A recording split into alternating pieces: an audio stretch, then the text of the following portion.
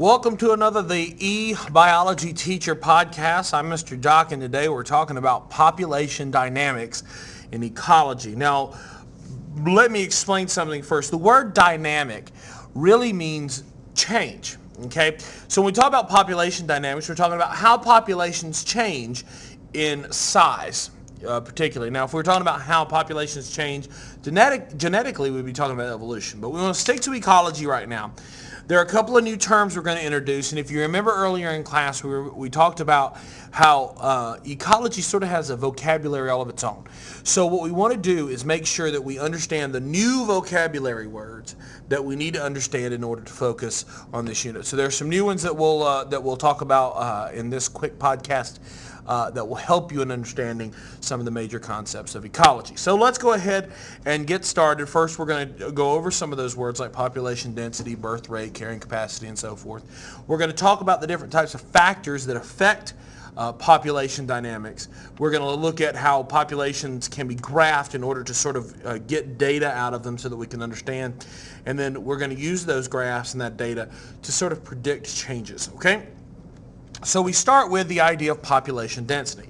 Now, in chemistry and in physics, density refers to how closely packed things are within a given space. In other words, how close atoms are to one another. In populations, and of course a population is a group of organisms that are all in the same species that share a habitat, population density is a measure of how tightly packed or how crowded a given area is with one population. Okay, so to get a population density, you simply take the total number of individuals divided by either the area, which is the surface, or the volume of the habitat. Now, volume would come in handy if we're talking about an aquatic environment because we have volume. We have things that live on the bottom, things that live in the middle, things that live on the top. But for terrestrial organisms like ourselves, those that are on land, area is just fine because we don't tend to live on top of each other. So one example would be 30 people per square kilometer. That would be a measurement of population density. If we want to talk about a school, the school is divided into rooms, and any given room during a class period will have anywhere from 28 to 30 students in it. So the average population density of North Central High School would be 30 students per room, give or take. Okay? Now, when we have a population and they are in an area, we know their density, the density doesn't always sort of even itself out. There are three different ways that they can disperse within an environment. First of all, you have clumped dispersion, and the school is a prime example. Clumped dispersion is where individuals live pretty close to each other, kind of like a pack. And some of the habitat just isn't used for habitation. Now, certainly this would be true of any place where organisms have to live in trees, because if there's parts of the environment that don't have trees, then they can't live there. But let's look at the school. If you think about the school and all the little rooms are full of students during class, but think about how much of the school is not used during class. You've got the hallways and the student center and the cafeteria. All of those areas are empty. So we're not evenly spread out. We're sort of packed. We're sort of clumped into the little rooms where classes are going on. Uniform dispersion is where individuals spread out evenly throughout the habitat. Now, this commonly happens in organisms who are very competitive. They're territorial. They want their space. This is my tree. This is where I get my food from. This is where I live. Stay out. Okay, so we only have one per tree, basically. And so they're uniformly spread out so they can more evenly use the resources and they don't have to really super compete for any of the major resources. And finally, you have random dispersion. This is where organisms are sort of randomly scattered throughout. No one area is there's no clear pattern. For example, if you think about North Central, when we change classes, D Hall is packed because freshmen, sophomores, juniors, and seniors, they're all using it. It's all crammed. But if you go to Upper N Hall, which is where we're at, it's not that crowded because it's mostly just freshmen and sophomores up here. So that's sort of random. There's some places that are extremely packed, and there's some places that are lightly packed. And then the atrium, where almost no one ever goes, is completely empty. That's sort of random. Okay? So that's how, that refers to how the population sort of thins itself out and how we deal with population density.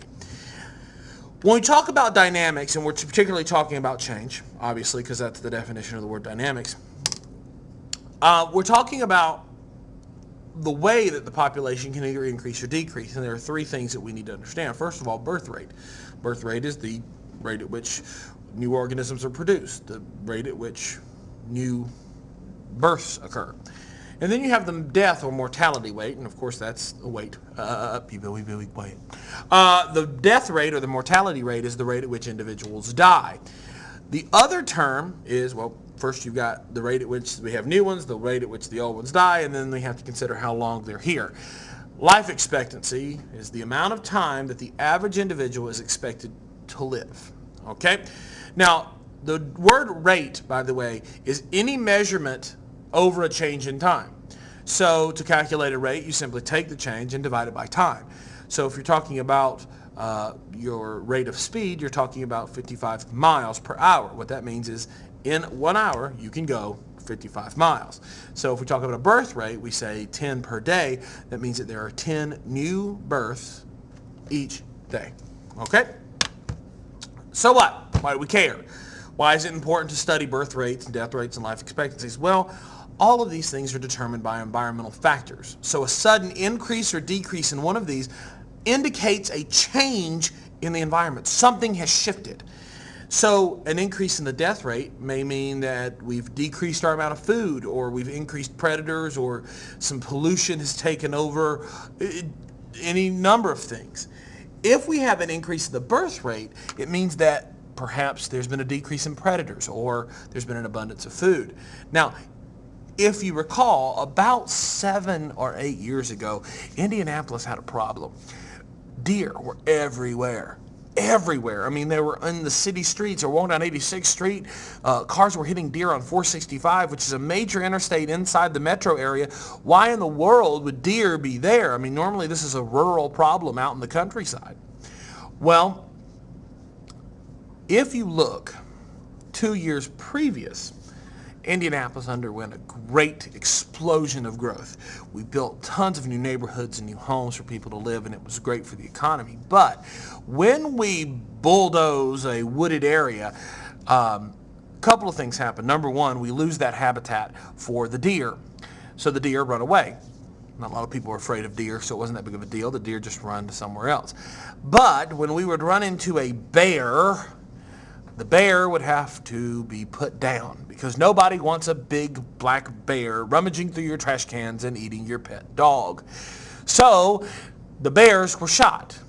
What we didn't think of is, what do the bears do for the environment? Well, they are the natural predator of the deer. So they helped keep the deer population under control. So when we killed all the bears, there was nothing to kill the deer. So the deers just repopulated, and we had this explosion of a deer population, and we had messed up because we had thrown off that natural balance. So it indicated to us that we had to do something. So what ended up happening is we loosened up the hunting laws, and it actually became humane to hunt deer, because what happens when something overpopulates, but it runs out of food? So eventually we would have starving deer everywhere, and it would just be a major problem. So the actual best thing that we could have done is said, hey, we need to start hunting deer because we've killed their natural predator, which establishes that environmental balance. And once we've thrown off the balance, it's up to us to put the balance back into play. When we talk about growth rate of a population, it's a little more difficult, because certainly we have to talk about birth and we have to talk about death, but those are not the only two ways a population can change. We can have immigration and we can have immigration. Yes, he just said two words that sound exactly the same, but yes, they are different. Immigration with an E, and there should be an extra M there. I think that is misspelled. Immigration, E, is the movement of individuals out of a population. And immigration with an I is the movement of individuals into a population. And what's interesting is, to be an immigrant, you must be an immigrant. Meaning that to move into a new population, you had to come from somewhere else. So if we take the birth rate and the I, immigration rate, and we subtract from that the death rate and the E, immigration rate, we end up with the overall growth rate of our population. Now, there are two ways of looking at this. from the theoretical side, if the birth rate exceeds the death rate, then populations will grow. An exponential model indicates that steady growth in a population is graphed and makes a J-shaped curve, which you should see on your screen. Whoop! Just like that. And you'll also notice that the graph on the screen has an arrow on it. And the reason for that is potentially this would continue in the same pattern. But that's not always the way it works. And let me explain to you a little math lesson here. What you see on the screen is an exponential graph. What you're probably used to seeing is a graph that looks something like this, right? Straight line, that's my slope. Well, here's the problem. What's the difference? Well, 2 plus 2 is 4. Very good. Plus 2 is 6, plus 2 is 8, plus 2 is 10, plus 2 is 12, plus 2 is 14, plus 2 is 16. So if we keep adding, what we would end up with is a graph that looks like this. But what is 2 times 2? 2. Very good. Or 4, excuse me. Very good. I don't know math. I'm a science teacher. No. 2 times 2 is 4. Times 2 is 8. Times 2 is 16. Times 2 is 32. Times 2 is 64. Times 2 is 128.